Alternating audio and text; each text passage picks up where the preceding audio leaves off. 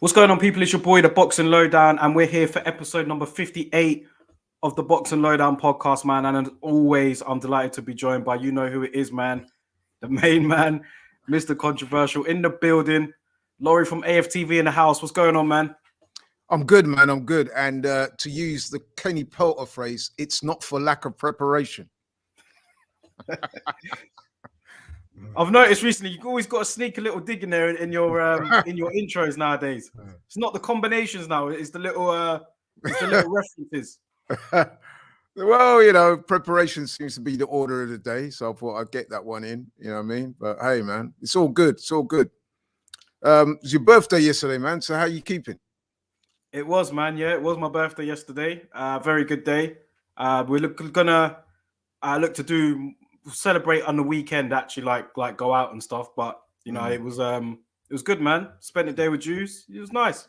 Yeah, I won't tell the people how old you are because then they'll guess how old I am. So we'll allow that one. It's all good, man. It's all good. But yeah, I mean, good day. Do you know what I mean? Took a little day off from the boxing stuff. So yeah, it was nice. It was nice, man. Yeah, well, it was very good, wasn't it? Because we was in, myself and Daryl was in the Westfield at Stratford, and lo and behold, we come out of Zara. Who do we bump into, man? Penny Boys himself, Mr. Lawrence Sokoli. He was very nice and friendly towards us. Daryl took a selfie with him. So yeah, it was all good. That was a bonus, wasn't it? Yeah, it was, yeah. Nice tall guy, isn't he? Massive. Yeah, he's huge, massive guy, man. Oh, man. But nice guy, though. Nice guy. Very nice guy. Very nice guy, man. So yeah. But yeah, let's get asking maybe we'll get that shot at Canelo after Canelo's beaten Makubu, but no doubt Canelo would have. He ain't going to want to take on Okoli, man. You know what I mean? Let's get cooking anyway, man. We've already got people in the comment section. Well, you know the drill, man. Drop your comments in. As always, hit the like button on the way in. Share the video. Subscribe to the channel if you haven't already. Big up to everybody in the comment section so far, man. We got Harvey in the building. My brother, he's put here, let's get cooking. Francisco has said here, good morning, brothers. Happy birthday. Thanks for the T-shirt. So, yeah, Francisco got that T-shirt from Arizona now. That's been sent. So that was good. Harvey said here, I hope you had a good day, bro. Yeah, very good day. And Conrad has said here, good evening. Happy belated birthday. So, yeah, man, big up to everybody, man. Thank you for the birthday wishes. But that's not what we're here for, man. We're here to talk about boxing. And we've got a lot to cook on. Do you know what I mean? Let's start off with last weekend. Terence Crawford and Sean Porter, man. I'll get your thoughts on it, Laurie. I'll just give mine. I did a live show on Monday. I don't know if you've seen it yet. Just giving my reaction to that fight and what could be next. And also, I spoke on Andrade and Quigley as well. And going to Crawford and Porter, first of all, I just want to say I was spot on. Do you know what I mean? Like, I'll just say that, you know. Harvey as well. He did get it spot on as well in terms of the round. I got it as well. Well, yeah, I mean, like, we said that Crawford would be the first man to stop Porter. I really believe that. And not because of Sean Porter, really. It was more to do with Terence Crawford and how good I think he is. And it pretty much went how I thought it might go. I thought that Porter started off pretty well. And the first few rounds were nip and tuck. Then later on, as we've seen with Sean Porter quite a lot, he tends to run in too much and he gets a bit reckless towards the later rounds.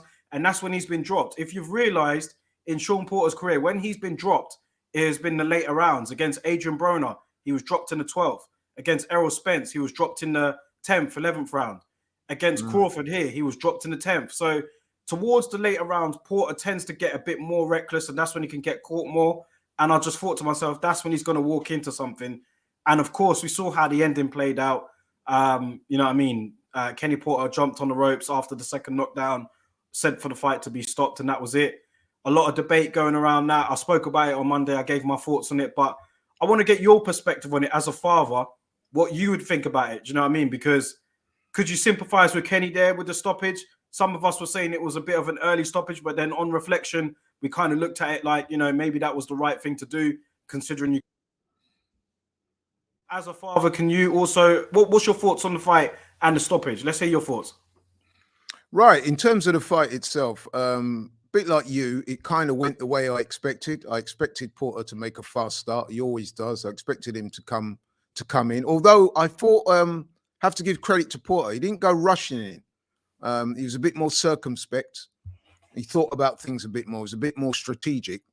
And yes, like you, I thought the early rounds were competitive and the middle rounds were competitive. I mean, some people had Porter up at the time of the stoppage. I didn't. I couldn't see how anyone could have him ahead, but he was definitely in the fight. It's a very good fight, very good technical fight as well, very good fight to watch. Both fighters were doing some good work in there. But I just thought the extra quality and class of Crawford, man, started to tell by the mid rounds. You could see that he was picking up. You could see that he processed and sort of had Sean Porter worked out a little bit and he was standing to land a little bit more. And the great thing about Terence Crawford, man, is the accuracy. You know what I mean? He may not be the biggest single punch hitter, but what he does, man, if he throws a combination of 3-4 punches, invariably 2 or 3 of them are going to land. You know what I mean? And that was the case here. And then, like you said, man, in the 10th round, he ran Sean Porter into one, and that was the beginning of the end. And I thought, well, Terence Crawford is known for his finishing. You know what I mean? Very accurate, throws the right punches at the right times. With regards to the controversy over the stoppage, I must admit, watching it live, I did think it was a little premature. But then I can certainly understand the reasons for Kenny Porter wanting him to get his son out of there like that. Now, there seems to be some controversy over the wording that he used when he was asked about the stoppage, didn't he? And I alluded to that at the start of the show when I mentioned about preparation. So when Kenny Porter was asked about the stoppage and him throwing in the towel, he said he expected it because of the lack of preparation. And I thought to myself, well, it looks like he's thrown his son under the bus a little there. But then after the fight, when he had a little bit more time to explain it, and I listened to what he was saying, I perfectly understood. Basically, what he was saying, he got to a stage in the fight where he was losing the fight. He'd been caught clean, got dropped twice, and it didn't seem as if he was going to be able to turn it around. And he said he didn't want to see his son get seriously hurt. And I can understand that. Being a father myself, if it was you in there and you were taking that type of punishment, had been dropped twice, was behind on the cards, because officially he was behind on the cards, then I would have been inclined to do the same thing myself. So when I heard a lot of people criticizing Kenny Porter after the fight, I thought that was a bit out of pocket, to be honest. And as for some idiots who were suggesting that the fight was fixed, well, they're living in cloud cuckoo land, you know what I mean? Who said that? Someone said the fight was fixed. Yeah, there was some stuff going around on Twitter after the fight and in the days post-fight where some people were suggesting that the fight was fixed. I'm like, come on, man. If we wanted to fix the fight, Sean could have laid down in the middle rounds from a so-called shot to the head or body or whatever. And probably not even many people would have really said too much, because Sean Porter, he's a guy of that reputation, you know what I mean, that he fights to the end. So people would have looked at it as he just got caught by a great shot. He hasn't got a, you know what I mean, a reputation for doing anything skanky like that. So for people to suggest that, I just thought that was very out of pocket, man. So yeah, I agreed with Kenny Porter. He saw the writing on the wall and he's thinking to himself, he's not going to win the fight. He's got dropped twice. Next time he probably would have got knocked out cold. So he did the right thing. Conrad has said here, Porter had a good round 8, but after that, Bud shifted up 3 gears. It was amazing to see. After the fight now, after the actual fight, the camera shifted into the crowd. We saw Errol Spence was in the audience. I didn't even know he was going to attend, but he was there. Bit of the pantomime villain at the time. There was some boos. It was good to see. And just the way how Errol Spence kind of looked at the stoppage, then he just got up and just kind of shook his head like, nah, I'm out of here, man. And then he just walked out. I thought that was pretty funny. Some people who said, oh, he's a coward, he's this and that. I don't think Spence is a coward, man. But of course he ain't. He was just there. Whatever he thought about the stoppage, he thought about it. And it was more of a disgust thing. You know what I mean? Why he? Yeah, that's how I interpreted it. He was looking at it and thinking, "No, come on, one." Because he even tweeted to that effect after the fight. I think he tweeted something to the effect that if I was Sean, I wouldn't pay his daddy, and he put LOL after it. So he was probably, like you said, at the time. You know, I mean, we haven't got the benefit of hindsight at the time, have we? At the time, he's probably thinking like me and you. Hang on a minute. Surely he could have let him carry on for a little while, given that he had been competitive up to that point.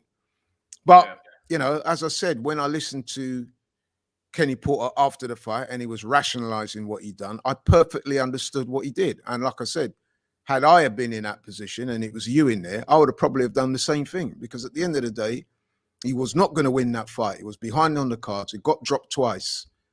Terence Crawford had a lot of time in that round to finish him off. And we all know how good a fighter and how good a finisher Terence Crawford is. So he would have been on a hiding to nothing.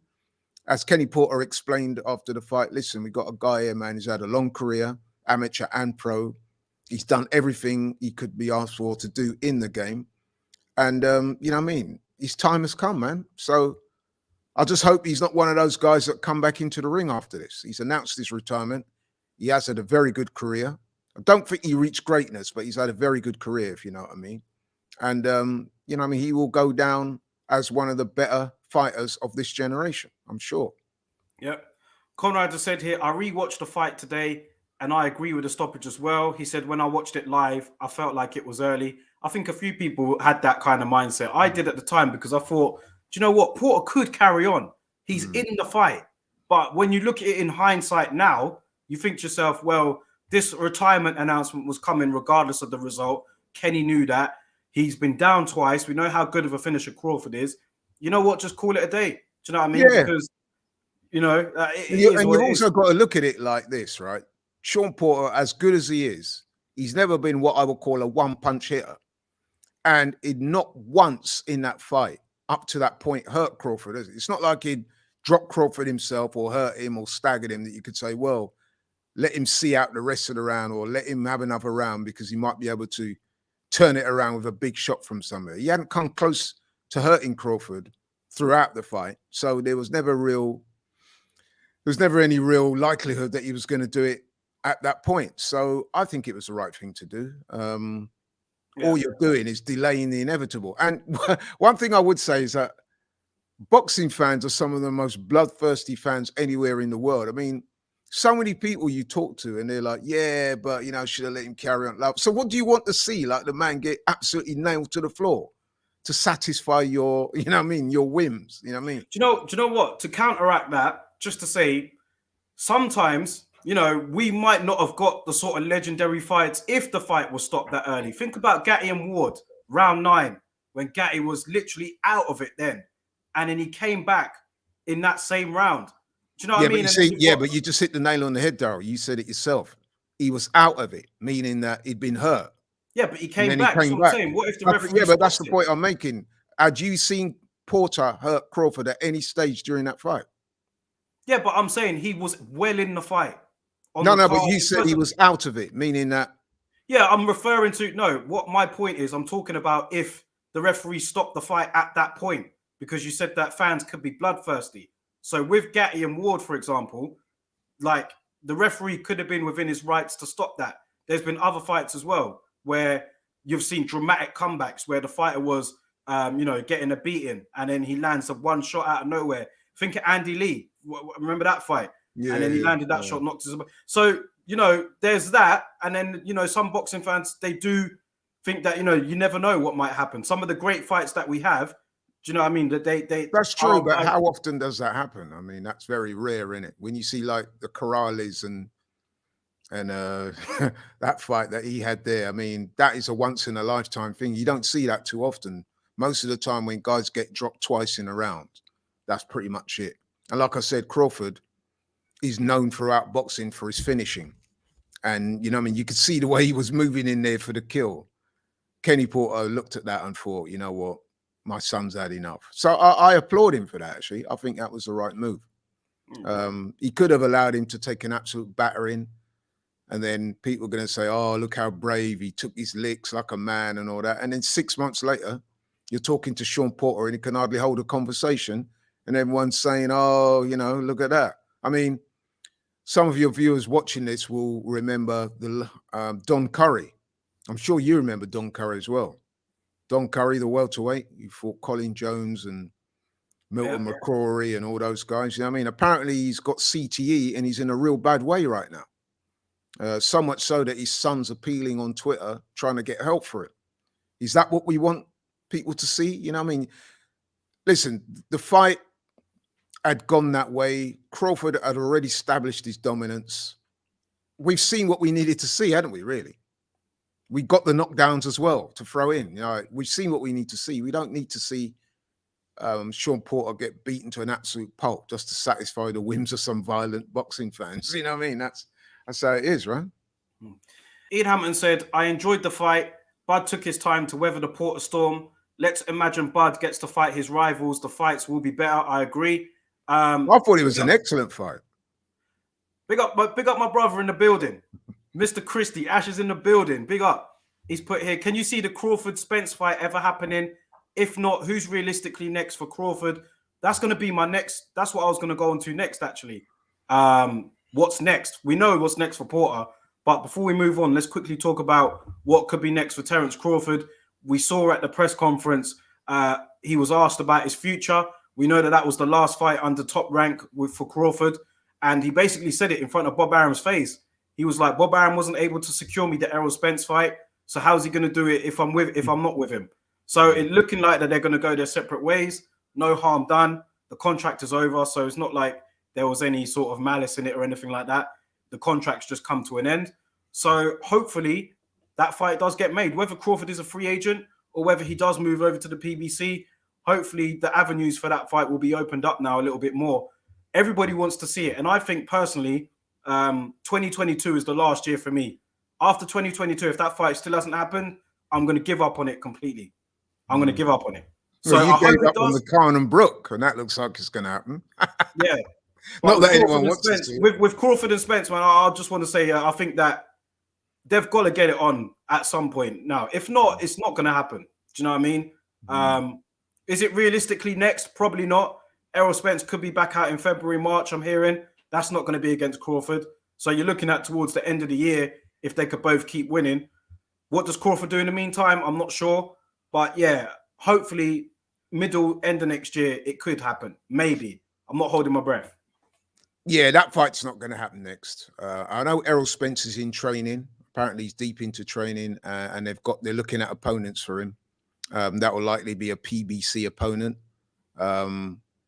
So yeah, that's not going to happen. Although that's a fight that everybody wants to see, but I don't think that's not going to happen next. As far as Crawford goes, as you quite rightly said there, his contract with Top Rank's come to an end. There's speculation that he'll go down the PBC route. I also heard yesterday rumors that he might sign with MTK. Now that's interesting because if he signs up with them, then it would be easier to make the Josh Taylor fight, wouldn't it?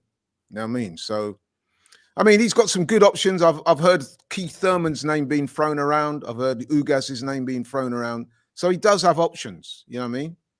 So I would imagine that Bud will want to get back in the ring soon because this was an excellent performance for him. A performance, by the way, for me that solidifies him as the pound-for-pound number one. I would say that his win against Porter was way better than any of Canelo's wins recently. And I'm not even capping about that. What about Usyk? Yeah, Usyk's in the shake-up, but Bud, as I said to you on the show last week, Bud's been doing this stuff longer. And he's gone up in the weights and he's dominating, man. I mean, do you know that he moved up to welterweight? He's had 6 fights at that weight and he stopped every one of them. You know what I mean? This is like, yeah, so very impressive stuff, man. And he's done it all drug-free, of course. But anyway, he won't go there. And yeah, man, sky's the limit for Bud right now. If he was to fight Spence, I mean, I thought he would beat Spence before, but every time I watch Crawford, man, he seems to be getting a little better. And I'm not saying I'm absolutely sure, but I would definitely have him as a heavy favorite over Errol Spence, given what's happened with Spence as well over the last year or so. At first he had the car crash, then he had the eye injury. He's not been that active. And, you know, I would just back Bud to beat him. I think 2 excellent fighters, but I think Bud is the better skilled fighter and he's the man in form. And he's more active as well. So definitely lean towards Crawford in that one. Yeah, totally agree. Ian Hamilton says here, if I was advising Crawford, I'd advise him to fight Ugas next to leverage Spence so that he's got something Spence is desperate for. So glad he seems to be getting out of Top Rank. Yeah, I'm really glad he's getting out of Top Rank as well, man, for sure. Conrad has said here, Bud's name is hot right now. He should go for the Errol Spence fight. Francisco says, Furman has been making noise about wanting to fight either Crawford or Spence. Crawford actually said he would like his next fights to be Thurman, Spence, and Ugas, and that the order didn't matter. If that's the case, then really he's going to have to go with the PBC. He's going to have to go with the PBC, or he's going to have to be a free agent. Well, yeah, I mean, he could do it as a free agent. And I think MTK have worked with other promotional entities previously. So that could happen still if he goes with MTK. Yeah. So listen, man, he's got good options out there right now. And I hope he gets back in the ring soon. Because although it was a very good fight, it wasn't one that was like, I would have thought anyway. Only he will know. But I wouldn't have thought it would have taken that much out of it. He didn't seem to ship any real punishment. It was a competitive fight. And Porter did win some rounds. But I definitely thought Bud controlled the majority of that fight. And it was an excellent performance overall. I was really impressed, man. Yeah, for sure. So for me, like I said, he solidified his status as a pound-for-pound number one. And he's got good options. I think the Thurman's fight is interesting, actually, because obviously Thurman's got a win over Sean Porter. Thurman's only had that one loss to Pacquiao. Thurman is a big name and he talks fights up well. You know what I mean? So it would be a good fight to promote and a good fight to watch. I think it would be exciting while it lasts. And again, I would see Bud Crawford stopping him late. Yeah. But I think Thurman's the kind of guy, though, he would give it a go. He always does. You know, Thurman, he likes to let his hands go. So I think that'd be a very good fight. I think it'd be dangerous early, man. Yeah, sure. I think so. Yeah, absolutely. Yeah. Big up Shane in the house here. He's but yo, good to see my brother Shane in the building, man. Let's move on. Man. Let's move on, Laurie, to the fights this weekend. Sure. And we'll start off with the one that we've been waiting for a long time.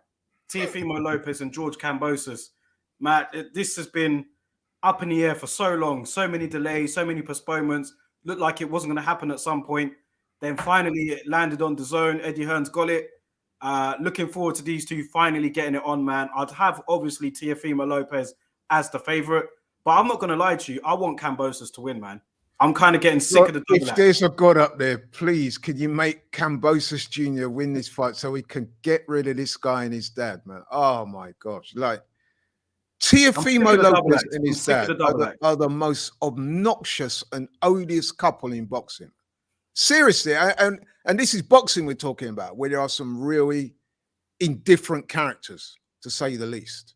I thought the Charlos were bad, man, but these two, him and his dad, are the most despicable, annoying, nauseating, any derogative adjective you want to use. These two, man, especially when the dad's around. I mean, I can barely cope with Teofimo when he's interviewed because he just chats so much shit.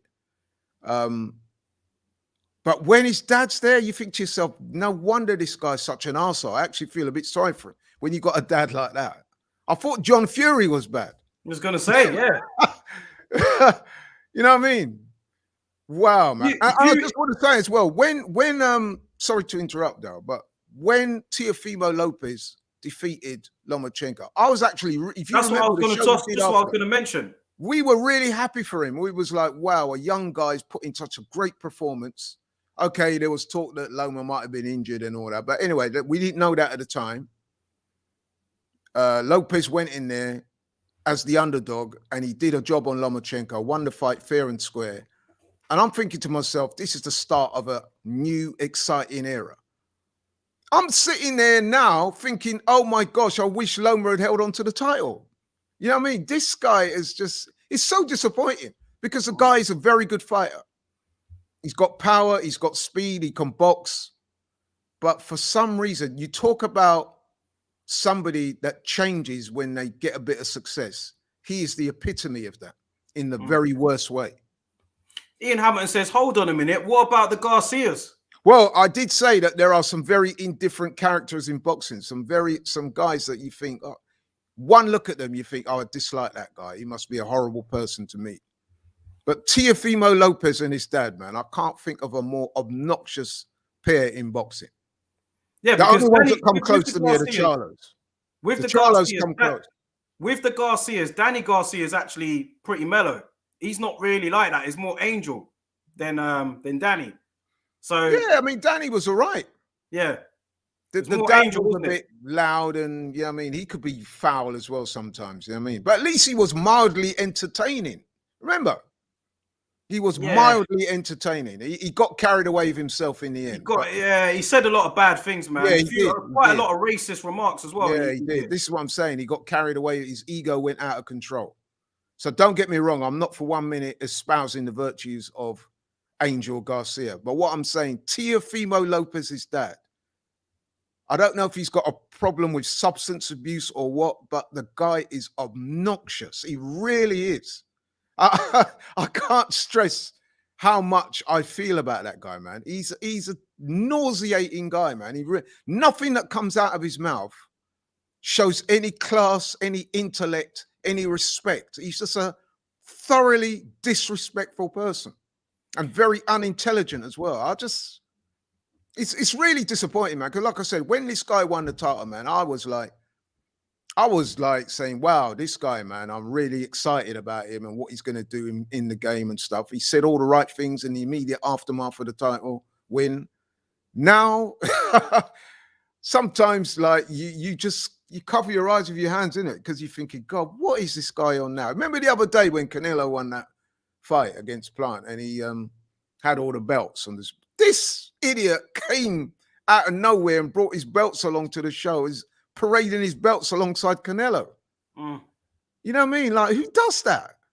Yeah, I mean, oh man, what Harvey says here, Lopez Senior is unbelievably irritating. If you had the chance to interview either Lopez Senior, John Fury, or Angel Garcia, as Ian Hammond says here, if you had to interview one of them, who would you do? Who would you have to pick? If you had to pick one of them, I'd make an excuse not to be there, man. Like, if you had to pick, one, man. Come on.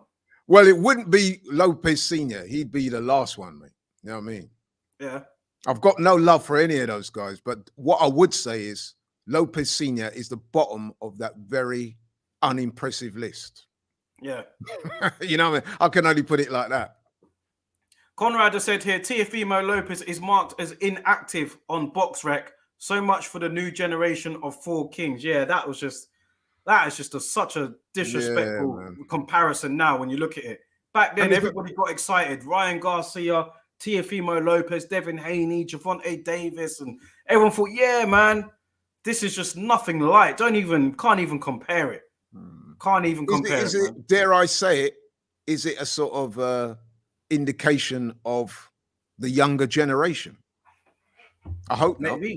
Maybe, you know what, I'm being unfair to say that, man, because there's some very level-headed younger generation guys out there. I mean, listen, they're not all like Teofimo, thank God. You know what I mean? Because this guy, man, seriously. And for that reason, I really hope George Kambosos can pull it out. I doubt it, because as much as I like Kambosos, I like his attitude, and I do think he's a very good fighter. I just don't think he's going to have what it takes. And let's be honest, man. The fight is in New York. The Lopez's are heavily involved in the promotion, and so if it does go to points, then it's very likely that he'll get a decision. But I'm hoping and praying, man. Seriously. I mean, I wanted Wilder to beat Fury, but I think I actually want Kambosos to win this fight more than I wanted Wilder to win. That's, you know what I mean? It's a shame that it's probably not going to happen, because Teofimo Lopez and his dad need to be humbled, man. Whether it's this fight or another fight, they need humbling, because they are very unpleasant individuals, especially the dad. And I'm going to give the son a slight bit of leeway, because I'm saying you are a product of your environment and your upbringing. Now, when you look at Teofimo Lopez's dad, you think to yourself, no wonder Teofimo's such a dickhead, because this guy, man, you know what I mean? He is unbelievably disrespectful and just very unpleasant, man. I'm finding it hard to describe him adequately without swearing and using bad language. The guy's a total knob. It's as simple as that. Shane Willoughby says here, I like Kambosos, so he agrees. He said, I like him, but as much as I do like him, I think he'll get beat. And he also said, I wanted Teofimo Lopez to beat Loma, but I didn't know he would turn into this. Yeah, exactly. Yeah, none of us did. Exactly, yeah. It's just, I thought, yeah, this is a new beginning. Do you know what? I'll embrace this, man. I like Lomachenko, but hey, Teofimo did well. He said he did what he said he was going to do. You know what I mean? Let's see what... And look, since then, he hasn't had a fight since. Not all down to him, I'll say that, but he hasn't fought since then. We've just seen so much. It's been overbearing. Do you know what I mean? Is. It's just, And like I said, the only fighters that I can think of that kind of come to mind to rival him on that kind of unpleasant, disrespectful plateau are the Charlos, who I equally find absolutely, they just get on my nerves so much, those two, man. And it's a shame with all of those guys I've just mentioned, because they're all very talented fighters. And I know boxing can be quite quirky. It can throw up some real oddball characters. I get that.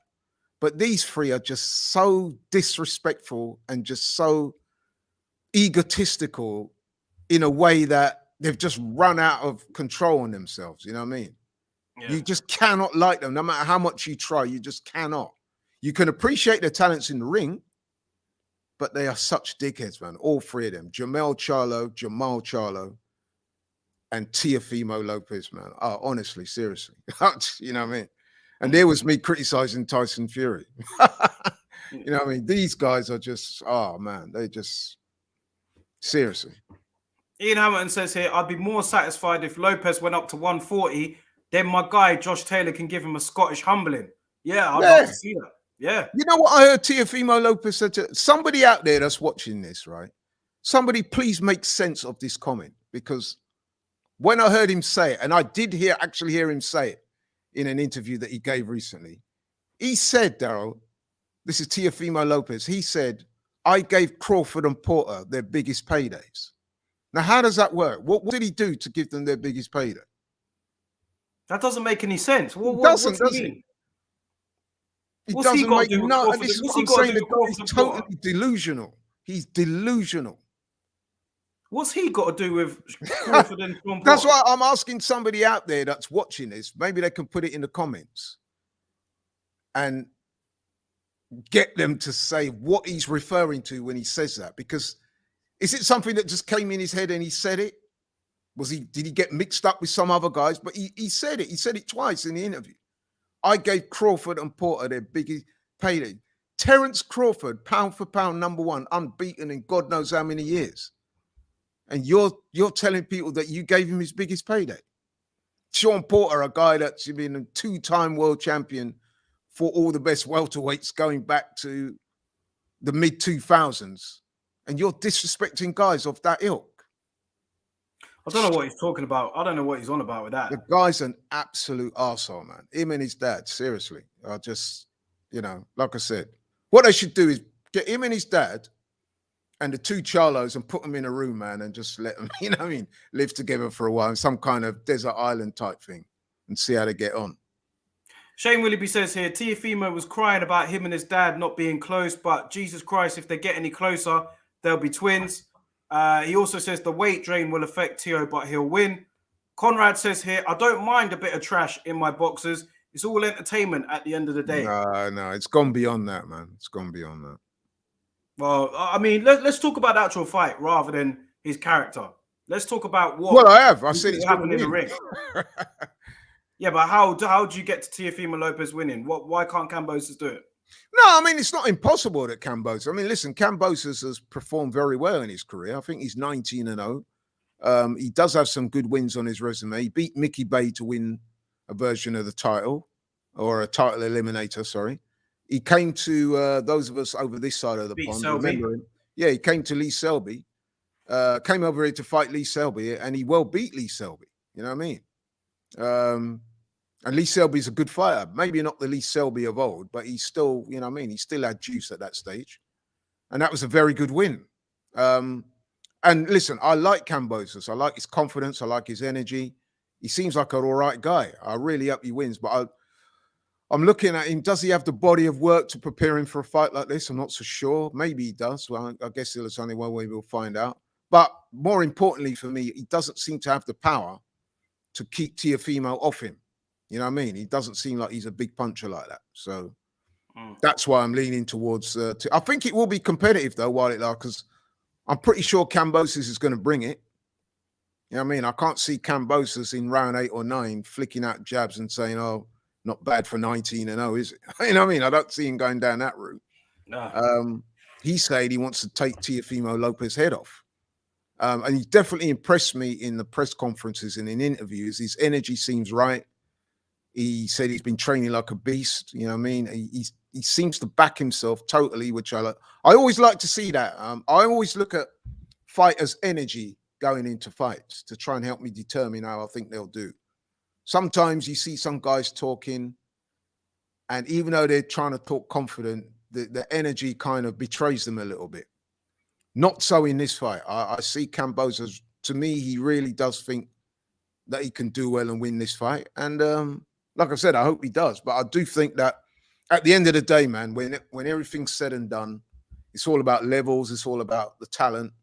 And I think that Teofimo is the more talented fighter. But like you said, man, anything can happen. It's boxing. Jeff TV, our brother in the house, man. Big up, bro. He says here, my brothers Lowdown and Laurie. And let's segue into the next fight this weekend, because Jeff TV. I know why Jeff's here. I know. Yeah, he'll be very familiar with this fight taking place this weekend, man. Stephen Fulton, Brandon Figueroa, junior bantamweight unification bout. Really looking forward to this, man. The battle of unbeaten champions. Stephen Fulton is obviously, he's from Philly. Do you know what I mean? That's Jeff TV's neck of the woods. So he'll be keeping a close eye on this particular fight right here. But let's talk about it, man. I'm looking forward to this one. And it was supposed to happen, I believe, in April, I think it was, of this year. But yeah, it's happening now in November. What another one of the great fights to look forward to for this year, I think. That's how good this fight actually is. Shane says here, fight of the weekend is actually Fulton and Figueroa. And I know a lot of people who are thinking that as well. Jeff TV says here, you know who I've got in that fight. What do you think, though, man? I'll say this. I've got Fulton on points. I think he will win it on points. But Brandon Figueroa has the best win out of the both of them in Lewis Neary. So Brandon Figueroa is also unbeaten, man. It depends on what kind of fight it's going to be. Who's going to be able to inflict their will on each other? Who will be able to dictate the pace? Will it be Figueroa? Will he be able to drag Fulton in a war? Or will Fulton be able to box from the outside and mix it up when he needs to and win maybe a decision? How do you see this fight going? Yeah, I think you made some very pertinent points there. I think Brandon Figueroa's tactics will be to try and make it a war of attrition and to drag Cool Boy Steph into a fight. When I say a fight, I mean, like a brawl type situation. But I think if you look at Fulton's record, man, when he's come up against guys that have come forward, he's done very well against them. Even in his last fight against Angelo Leo, he did the same thing. I'm going for Fulton. I think he's got the edge in terms of ability and talent, but he's going to have to endure some rocky moments if he's going to get this win. I don't think it's going to be one of those where he could just box on the back foot or box at range for the whole fight. It's going to be a very entertaining fight. I'm looking forward to it. I think Fulton will edge it out. He looks like one of the top prospects in boxing right now, to be honest. Yeah. Philly's kind of going through that phase at the moment, man, where they've got some very, very good fighters there, man. I mean, you got Fulton, he's a Philly fighter. You've got my boy at welterweight there. He's a very good fighter. You know what I mean? Ennis, Jerome Boots Ennis. And you've also got, is it Berlanga? I'm sure he's a Philly guy as well. You know what I mean? Is he from Philly? Yeah, I think he is. Yeah, yeah. Got your boy Colbert as well. He's from Philly as well, isn't he? No, Colbert's from New York. He's from New York. Oh, okay, yeah. I'm not a fan of Colbert. I know you're not. I know you're not. He's one of the sort of indifferent types I spoke about earlier. Yeah. You know what I mean? But yeah, man. Steph Fulton, man. Apparently him and Ennis are good friends and they spar together and stuff. You know what I mean? So you can imagine at the work they give each other in the gym. You can see, you can kind of see that they do, you know what I mean, work with each other in terms of how they fight, man. Yeah. I'm not saying they fight exactly the same, but I can just, I don't know. I like the way how both of them box, man. I can see that they would work It's together. A similar mentality, isn't it? Yeah, that's a great way to put it. Shane says here, if Figueroa beats Fulton, he is the fighter of the year to knock out Lewis Neary and then to beat Fulton as well. So he's saying he should be the fighter of the year, but we all know who's going to get that. Yeah, Terence Crawford. Not gonna be Depends who's handing it out, innit? If it's your boy Doug Fisher and Steve Kim and Gareth A. Davis and Dan Raphael, we know who's going to get that. You know what I mean? But hey, it's Berlanga from Brooklyn. Oh, right. Okay, sorry. Yeah, it's from Brooklyn, yeah. Sorry about that. I thought he was from Philly. Maybe he hangs around. I've seen him with Danny Garcia a few times. Maybe that's why. They're both Puerto Rican, aren't they? Puerto Rican, yeah. It could be the Puerto Rican link. Jeff TV says here, Cool Boy and Boots train out of the same gym. Yeah. I've seen that. Yeah. Yeah. And they both speak very highly of each other. So, yeah. Shane says here, I was in Boots and Steph's gym. It's real competitive. I'd love to go in one of them Philly gyms. I would love to go and see it in there, man. I'm surprised Shane didn't say he sparred with him and gave him that work. But yeah, man. Nah, you know what? We need to. Shane says here we need to jump on Jeff TV's channel. We do. We need to jump on. Yeah, man. I'm open to that, man. I'm open to that. Yeah, I'd love that, man. I was going to mention Ennis earlier because I was thinking that one of the possible opponents for Crawford would be either Boots Ennis or what's the guy who fights out of Danny Garcia's gym. Actually, he's left Danny Garcia now, hasn't he? Yeah. So yeah, that would be a great fight. But I don't think Crawford will go down that route yet. Yeah. Virgil Ortiz. Yeah. Well, he's I see he's got a new trainer now he's going over to the Reynoso gym, yeah. Yeah. Well, the nutrition over there is very good. So, you know what I mean? The steaks taste real good. So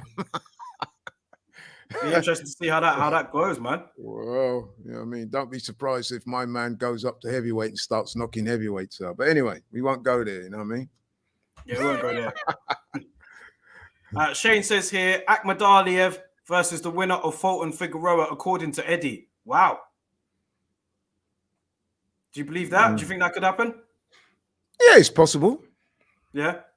It's possible. I mean, Eddie needs to concentrate on getting Andrade a top fight. You know what I mean? Don't you think so? I mean, Andrade's been with him for many years now, and he's not really done the right thing by Andrade. Unless, of course, you class him knocking out subpar opponents. What did you think of Andrade and Quigley? What did you think of that over the weekend? Yeah, I was impressed with Andrade, but with no disrespects to Quigley, I want to see Andrade in with better opponents. You know what I mean? Because we still don't really know how good Andrade is, do we? That is a shame about this situation.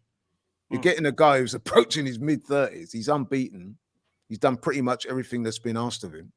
He's calling out all these big names. He's not had a career-defining fight yet. And for all Eddie's ability as a promoter, you would have thought he would have been able to land him one of those big fights.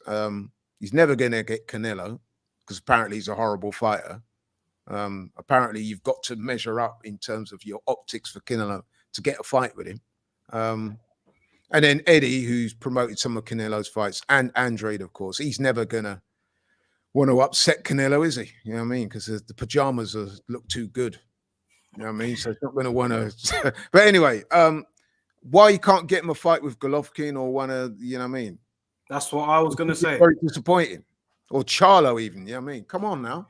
Well, apparently, I don't know if you heard today, but apparently Eddie Hearn has, got in contact with the sanctioning bodies to do something that's quite rare. It has happened before, but he's trying to get Andrade in a position where will be the mandatory for Charlo's belt, even though he holds a belt himself.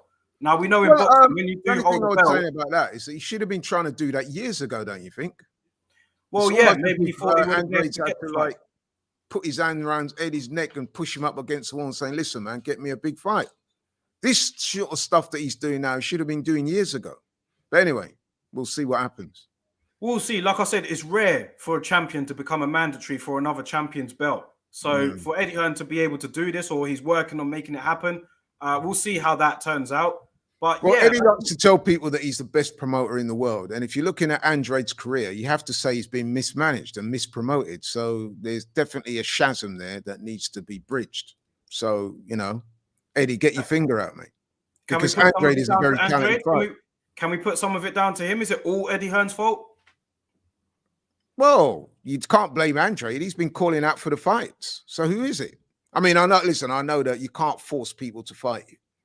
But I would have expected him to have had at least one career-defining fight by now, don't you think? He's been a world champion for years now.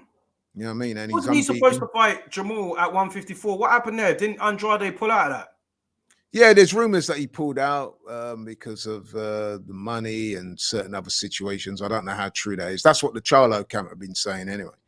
It could be true. It might not be true. Who knows? But one thing we do know is true is that Andrade has been lacking for high-profile opponents. And like I said, the win against Jason Quigley was very good, but we do need to bear in mind that, you know, it wasn't what you would call a sort of marquee name, was it?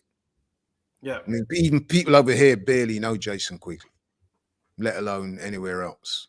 So, Conrad Boxing said that's the nice thing about the lower weight classes. Fights are normally easier to make. Shane Willoughby says here, Munguia and Charlo turned the fight down against Demetrius Andrade. Ian yeah, Hamilton, you're going to turn them down, but you've got to put pressure. The promoter and the managers and whoever else has got to put pressure to well, bear. listen, he ain't on going to these get anywhere near. He ain't going to get anywhere close to Munguia. I don't see that fight happening. I just don't see Golden Boy putting him in there with Andrade, even though it would be for a belt, even though it would be a title shot for Munguia. I just don't think they'll put him in that direction. I don't. Listen, you see what Ian says there. I absolutely agree with that. That is where I criticize Eddie Hearn, is that he doesn't seem to prioritize certain fighters. So Andrade, you know what I mean? He should have, given his level of ability and talent, he should have had at least one career-defining fight by now. Whereas you look at his resume, man, and you know what I mean? It's not that deep for a guy with so much talent. So you have to ask yourself, why haven't these fights been made? Now, like you said, you can't force these guys to fight you. But what I do expect is for the promoter and the managers to bring pressure to bear, you know, ring up the sanctioning bodies, push your fighter's case, you know what I mean, get out there and make noise and literally force these guys to, one of them's going to have to fight you at some point. Yeah. To me, Andrade fights and then he disappears under the radar and then, you know what I mean, he's in the background again. No, he needs to be out there pushing his case, him and his promoter. Yeah. Now, Andrade, to be fair, does seem to do that. He's always, you know, calling for these big fights, but he just doesn't seem to get any of them. You have to wonder why is that? I thought it was quite funny, man. Demetrius Andrade's mum was having a go at Eddie Hearn backstage, and Eddie Hearn was kind of like mellow and yeah, you know. And then as soon as she said something about Canelo, I saw Eddie Hearn kind of get pretty angry. He was like, "No, you can't say that. You can't say that about Canelo, man. No, no, I'm not having that." I was like, "Rah, man, he's getting really upset here." Hit a nerve, didn't it? You know what I mean? I think it did. Yeah, no more pajamas. Despite that, look, I do think Eddie Hearn, out of all the promoters out there, I do think in terms of what he puts on, he is the best out there. But it's just, yeah, sometimes, like Ian Hamilton says, he definitely prioritizes certain fighters that he's got. Now, we was at the Boxer show last weekend. Shout out to Dan Aziz, by the way. Yeah, man, got a big up. I actually spoke to him today, actually, you know, Daryl. He rang me up because I've been trying to get hold of him after the fight to wish him well. We went to the fight, as you know, because you were with me. We went to the after party. We were hoping to get a chance to speak to him, but he had to do his obligatory drug test stuff, so he couldn't make it. So I've been ringing him, and today he rang me back. We had a long chat. He's in great nick. He said that he's been making his way through. He said literally had hundreds of calls and good luck, goodwill messages that he's trying to get through, you know what I mean? But yeah, man, he's on cloud 9 right now, man. And he said to me today, man, he wants to step his game up now to the next level. And why not? But yeah, sorry, we digressed. Yeah, we digressed. So as I was saying, we was at that after party. We bumped into quite a few people there, even though Aziz wasn't there. We did bump into quite a few other people there. One of them being Fraser Clark. Shout out to him. And Natasha Jonas, big up Natasha Jonas as well. The reason why I'm getting to Fraser Clark is because what Ian's saying here about prioritizing fighters. I asked him, like, what deal, where are you going to end up? Like, what are you looking to do? And he said that an announcement will be coming soon. And then I might have been speaking to you about it, and we were saying where he could go. And it was just like, if Eddie was to sign him, and we don't know, maybe he did, maybe he has, I don't know. Obviously, I've got no idea yet. But would he be able to prioritize somebody like a Fraser Clark when you've got an AJ, a Dillian White, and those type of guys in front of you? Do you know what I mean? Like, so is it always good to go with the so-called best promoter, or is it the one who could spend more time with you? Like with Dubois, he's with Frank Warren. Frank Warren seems to be investing in him a lot.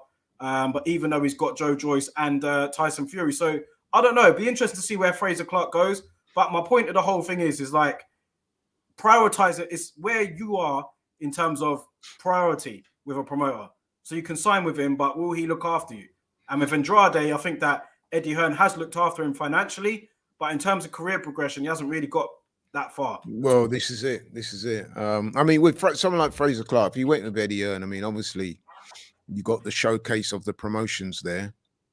But then, like you said, it's a case of will he get prioritized? I mean, if he goes with a smaller promoter, he probably would get a greater priority, but then the window of opportunity is not as great.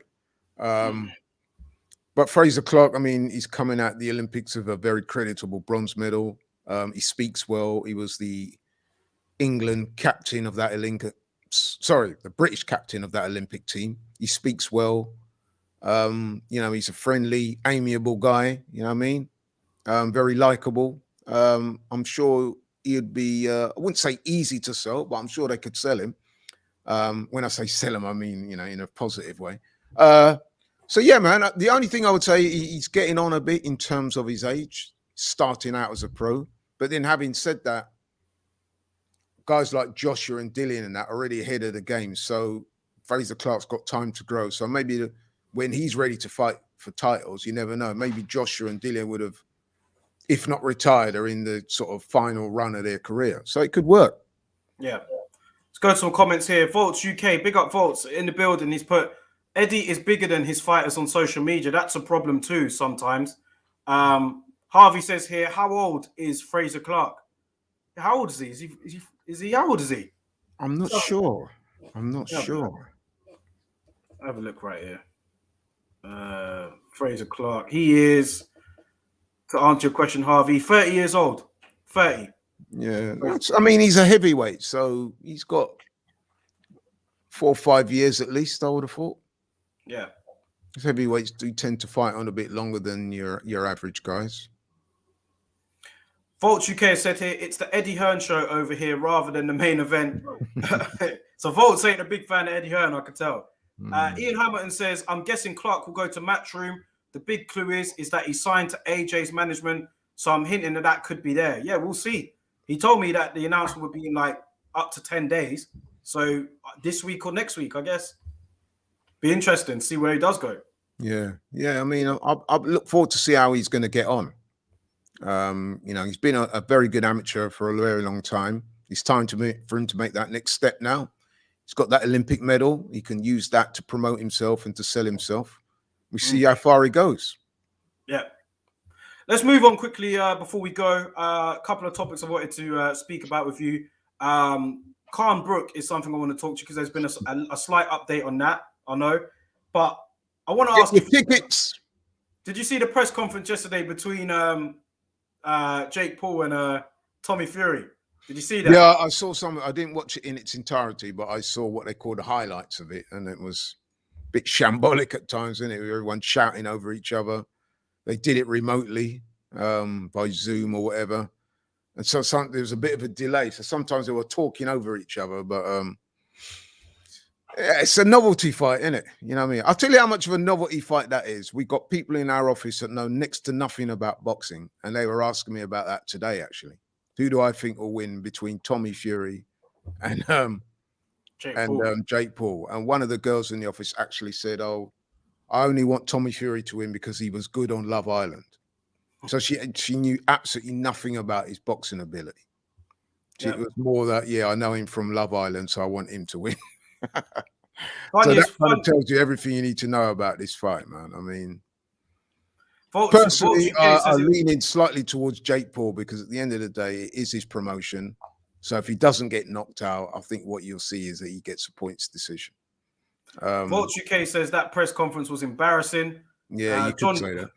Harvey says here, John Fury is an embarrassment. Let's be real. That was the funniest part of the press conference, man. When a lot of people saying he stole it. It was him, but it was just absolutely cringe, man. But it was. Yeah. But hey, then, you know, John Fury has found a way to get his name out there, and he's going to keep doing this type of thing, isn't he? I'll tell you what. We talk about Teofimo Lopez Sr. and stuff, but to me, that John Fury, as cringe and as embarrassing as it was, it was a much more lighter than what Teofimo Lopez Senior is. Like, do you know Yeah, what I I mean, you mean, could laugh at that.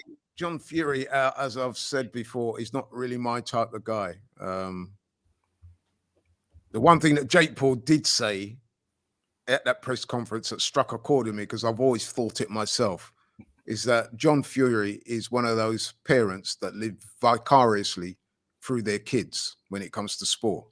So in other words, he was a professional boxer. He wasn't a good one. In fact, he was pretty poor. However, he's got a son, Tyson Fury, who's a very good fighter, and it's almost as if he's trying to live through Tyson Fury. And he's doing it again here with Tommy Fury, you know what I mean? But obviously Tommy Fury is nowhere near as good as his elder brother. So, hey, man, it's difficult to predict because I really don't know too much of any of those two guys, to be honest. I've seen them fight, but because the opposition's been so poor with regards to both of those guys, I really couldn't tell you what they're good at. You know what I mean? Tommy Fury, like, has bowled over guys, and it looks semi-impressive when you see how he's just knocked them out or beat them up or whatever. But then you take a cursory look on box records, some of the guys' records, and they're unbelievably poor fighters. So at the end of the day, what are we really watching here? And then I'm told by a few people that he, as an amateur, he wasn't up to much. So, you know what I mean? I think it's fairly obvious to suggest that he's not going to go anywhere far in terms of a professional boxing career, but he might be good in novelty fights like this against Jake Paul. I mean, I don't really know. I mean, if I had to put my money on it, which I'm not a betting man, I'd probably lean towards Jake Paul, and I'll tell you why. Because like I said, Tommy Fury, unless he knocks out Jake Paul, it's unlikely that he's going to get a decision, is it? In what is, let's face it, a Jake Paul promotion. Yeah, I mean, part of me is just thinking you'd expect Tommy to be more likely the one to win because he's the one that's grown up in it. His family are boxing. You know what I mean? I don't know, man. I don't really watch both of them like that either. But part of me is just thinking I'm expecting Tommy Fury to win. Like, I guess. Are you expecting him to win because he's a Fury? I mean, what does his body of work suggest? Because none of those guys he fought are probably as good as Jake Paul. Let's be honest. Even though Jake Paul has come to the sport quite late and people struggle to take him seriously as a boxer, even though he does have a professional boxing license and he is sort of recognized as a pro, even though he's unbeaten against ex-basketball players, retired MMA fighters. Yeah, whereas at least Tommy Fury has fought boxers. Yeah. But the problem is, at least Tommy Fury's fought boxers, but who are those guys he's fought? You know what I mean? Their records are just fillers, man. You know what I mean? And so he's not fought anyone remotely of any significance that I can say, well, you know, I can gauge him properly. You know what I mean? Yeah. I think Conrad might have hit the ball on the head there, man. They both sort of flail their arms. No one gets hurt, knocked down or whatever. It might be mildly entertaining. And at the end of it, the referee adjudges it a draw, and then they say, yeah, rematch. And then, you know what I mean? Milk it for another payday. I don't know. Volts is saying here, John Fury is ducking Mickey Fever. What happened with that, John man? Fury's not going to risk his reputation by actually fighting. He's one of those guys that likes to talk about fighting and likes to talk about intimidating people and beating them up. But I don't see him actually getting in there and doing it. Because if he wanted to do that, he would have had the opportunities to do so by now. So that's how I see John Fury.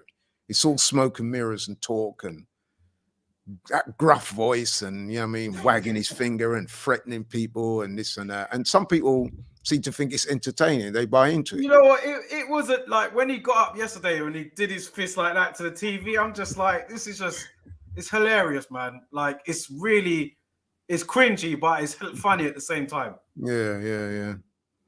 Embarrassing, but hey, like you said, mildly entertaining at times.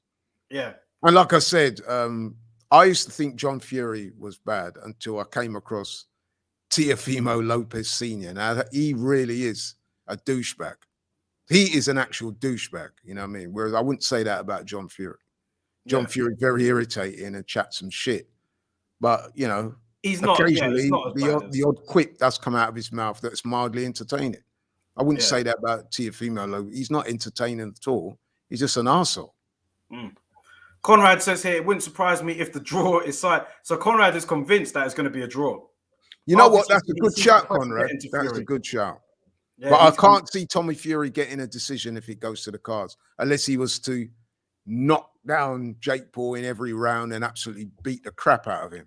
Then he might get a decision. But if it's even mildly competitive and they're still on their feet at the end of it, I could see a draw, because then they can parlay that into a rematch, you know what I mean, and try and milk it for more money, you know what I mean? Yeah.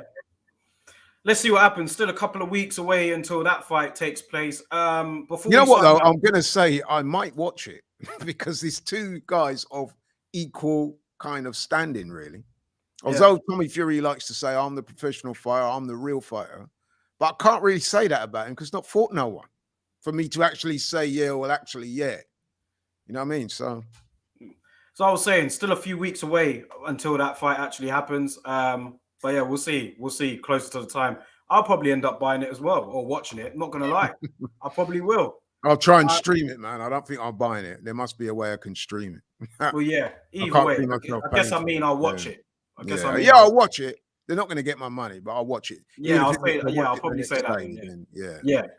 Then, I think rather than me buying it, I'd rather probably just stream it. Yeah. But anyway, before we go quickly, Khan and Brooke, looking like that this could happen in February now. Just waiting on the official announcement. I hear that they're going to put it on the undercard of Jake Paul and Tommy Fury. Not if it's in February. You never. Well, when the inevitable rematch comes, that's what they'll do. They'll put it on the undercard of. Notice I say undercard. You know what I mean? Could be. But yeah, man. I mean, listen, man. This fight could be a thriller. Could be a thriller type of fight, man. Yeah, it's a thriller type of fight. You know what I mean? Because listen, man, no one's really feeling who picked that up? Sky won't pick that up, I don't think. Eddie Hearn won't pick it up. Eddie won't pick it up. Frank won't pick that up. Frank might. I don't know. I think he might. It's possible.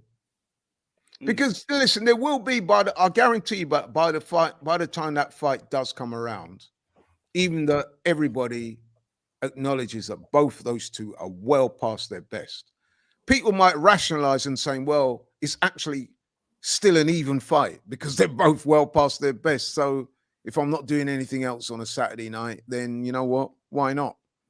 Yeah. So it might be one of them. It might even be an entertaining fight, you know, because let's face it, both of them are getting on in years. So they're not going to be moving around the ring, are they? They're probably going to have to stand and fight because they don't have the legs anymore to dance around the ring. So it'll probably be quite competitive. You know what I mean? It might be a half decent fight, to be honest, even though it is at least 6, 7, 8 years too late. Yep.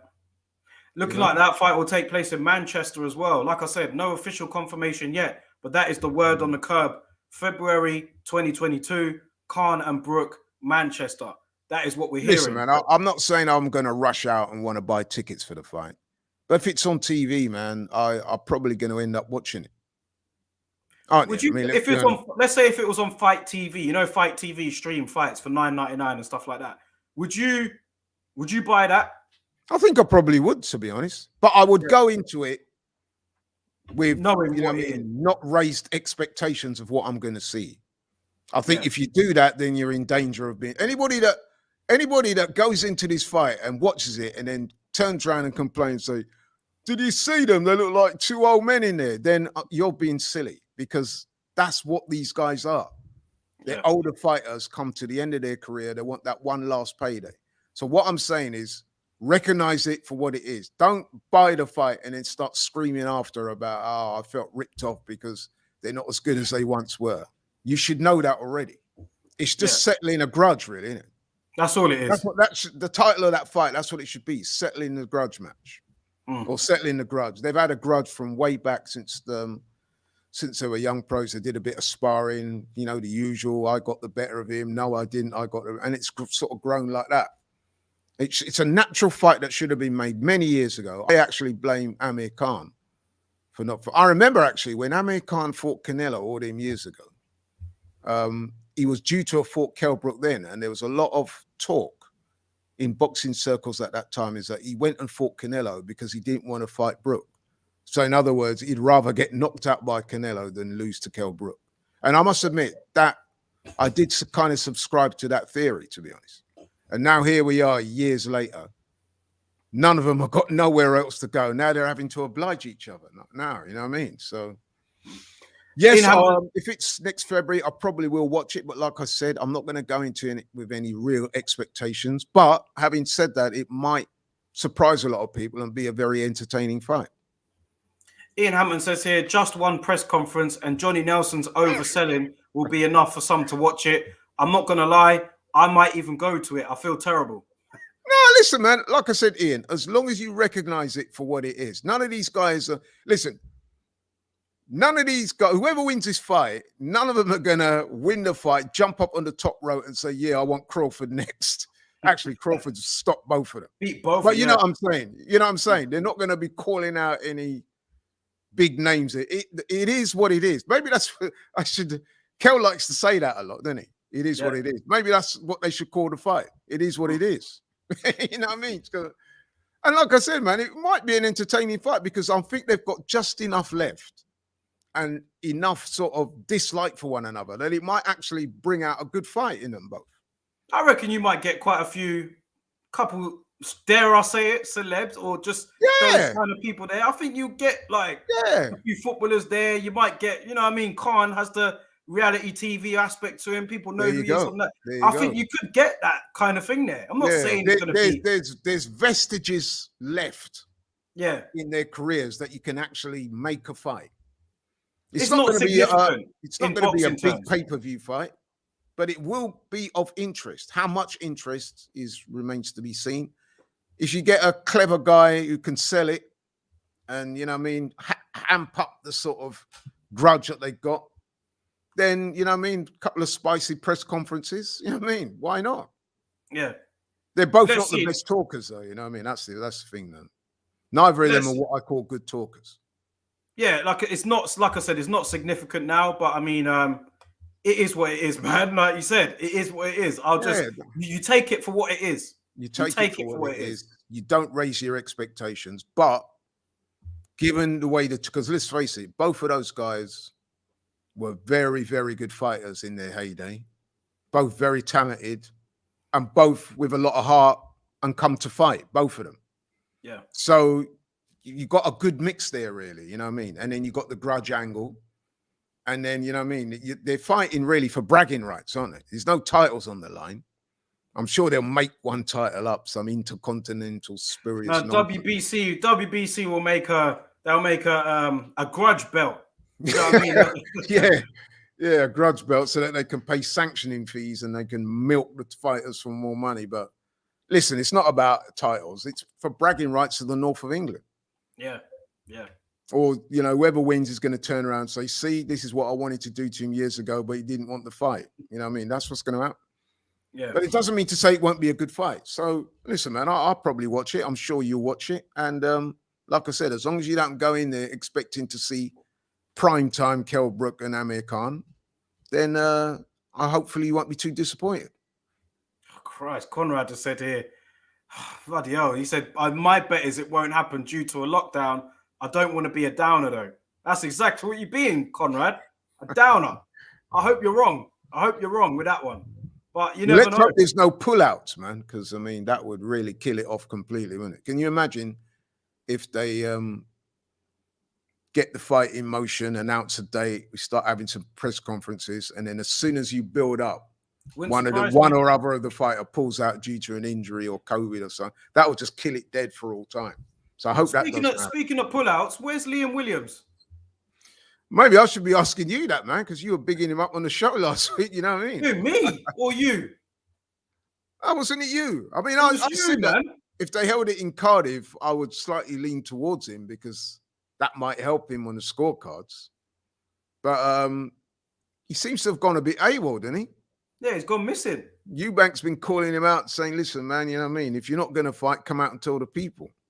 I don't know what's going on there. I mean, listen, I'm not going to say that Liam Williams is scared or backing out, because I don't think so at all. Maybe he does have a genuine injury, but we do want to know. It's quite poor, to be honest. The people that bought tickets for that show. Yeah, we do want to know. Making plans, traveling from England to go there and stuff like that, booking hotels. Do you know what I mean? Like, that's pretty poor form. I smell a pushback in this fight, man. I reckon you're going to get some kind of delay. There'll be an announcement soon that he's done something in training, he's injured a leg or whatever, or hurt his back or something like that. Or maybe he's caught COVID, and then they're going to push the fight back. Conrad Boxing has said here, wait, that fight is off. Yeah, I don't know if you heard, Conrad, but there were rumors circulating that Liam Williams had an injury and that the fight was going to be called off. Mike Coppinger came out and said that the fight was going to be delayed because of an injury. And a lot of people were like, oh, we haven't heard an official announcement yet. And since then, Liam Williams has gone AWOL. Ain't heard from him. And then what's exacerbated it is that Chris Eubank has been pretty vocal on Twitter this week, hasn't he? Say, look, come out and tell the people what's going on. And still nothing from Liam Williams. So is it mind games? I don't know. The organizers of the show, what's going on there? I'll be getting in touch with them, Boxer, saying, look, man, this is affecting my preparation. Yeah, exactly. Not only that, it's going to affect ticket sales, isn't it? Because if I was going to buy a ticket for that, if I was thinking, I'd be holding back and saying, no, I'm not going to spend my money until I know the status of this fight. Is it going ahead or not? I strongly suspect that there'll be an announcement soon saying that they're pushing the fight back. But I hope not, but we'll see. Since Coppinger reported that, it's been a week since we've heard anything. We haven't heard nothing. Not from Sky, Boxer, Liam Williams, his team, not only Chris Eubank asking what's going on. And Chris Eubank has not been slow in coming forward to let you know what he feels about it. Which is why we do need to hear something from Liam Williams' camp. Are they fighting on the date or not? Yeah. Very strange, man. We'll wait and see how that pans out. But listen, Laurie, we're going to wrap it up today, man. Another great show. Thanks, man. Thanks. Looking really forward to this weekend's fights, man. 2 very good fights this weekend. Yeah. Do you know what I mean? 2 very good fights. Absolutely, man. It's been a good time for boxing recently, man. Had some good fights. And I think that trend is going to continue this weekend. So yeah next weekend it continues. It continues next weekend with Haney and Diaz. Yard and Arthur next weekend, you know what I mean? That's right, man. Weekend after, we got Conor Benn and Chris Algieri, maybe Liam Williams and Chris Eubank. And then the week after, we got your boy Fury and Jake Paul. So next few weeks is good for boxing, man. They're looking good next few weeks. Yeah, why not, man? And I'm sure my boy Dan Aziz, shout out again to my boy Dan Aziz. I'm sure he'll be watching that Yard Lyndon Arthur fight with interest. Yeah, for because sure. Make no mistake, man, he's in the shake-up for those fights now. That was a very impressive performance on Saturday because a lot of people prior to the fight were calling that a 50-50 fight.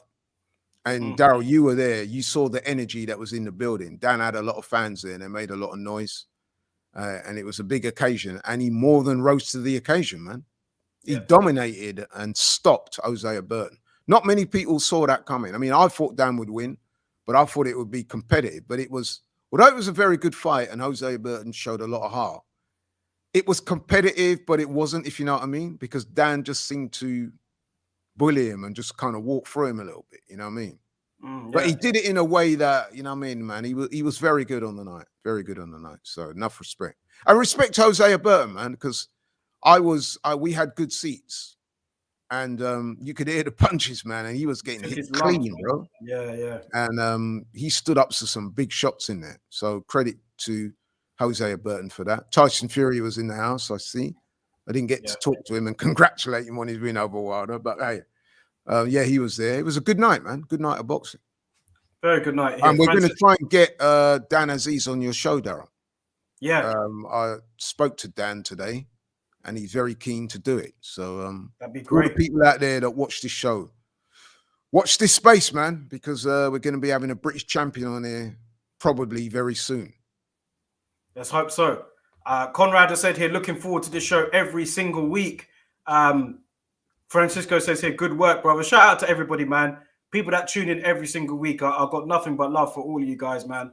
And listen, as we wrap this one up, don't forget to hit the like button on the way out, share the video, subscribe to the channel if you haven't already. And Laurie, we'll be back next week. Yeah, man. Listen, man, it's as always, it's a pleasure to come on and to share my passion for boxing with all the people watching. As I always say to people, like, share, subscribe, man. Share this video, get your friends on it.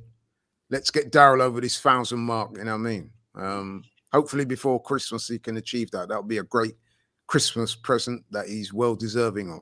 if I say so myself. But yeah, man, to all the people out there, thanks for watching. Like, share, subscribe. Big up to everybody, man. We'll catch up with you guys soon. Look forward to seeing you all next week, man. Take it easy.